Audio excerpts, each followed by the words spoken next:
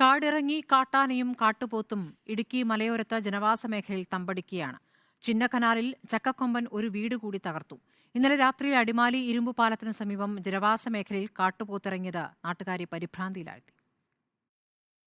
ആക്രമണകാരിയായ ചക്കക്കൊമ്പൻ ആദിവാസി പുനരധിവാസ മേഖലയായ 301 കോളനിക്ക് സമീപം തന്നെ നിലയുറപ്പിച്ചിരിക്കുകയാണ്. ഇന്നലെ രാത്രി 9:30 എത്തിയ ചക്കക്കൊമ്പൻ 301 കോളനിക്ക് സമീപത്തുള്ള വീട് ഭാഗികമായി തകർത്തു. വയൽപ്പറമ്പിൽ ഐസക്കിന്റെ വീടാണ് ആക്രമിച്ചത്. വീട്ടിൽ ആളില്ലാതിരുന്നതിനാൽ അപകടം ഒഴിവായി. സമീപവാസികൾ ബഹളം വെച്ചാണ് ആനയെ ഇവിടെ നിന്നും തുരത്തിയത്.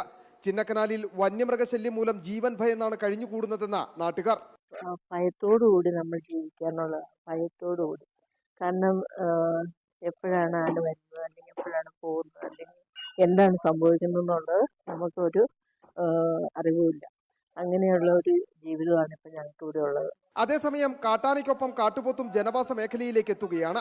ആളുകൾ തിങ്ങിപ്പാർക്കുന്ന അടിമാലി ഇരുമ്പുപാലം പടിക്കപ്പിൽ ഇന്നലെ രാത്രിയിലാണ് കാട്ടുപോത്ത് ഇറങ്ങിയത്.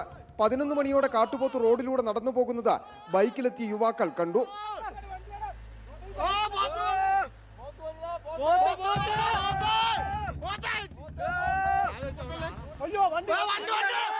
യുവാക്കൾ തന്നെ നാട്ടുകാരെ വിവരമറിയിച്ച് കാട്ടുപോത്തിനെ തുരത്തുകയായിരുന്നു.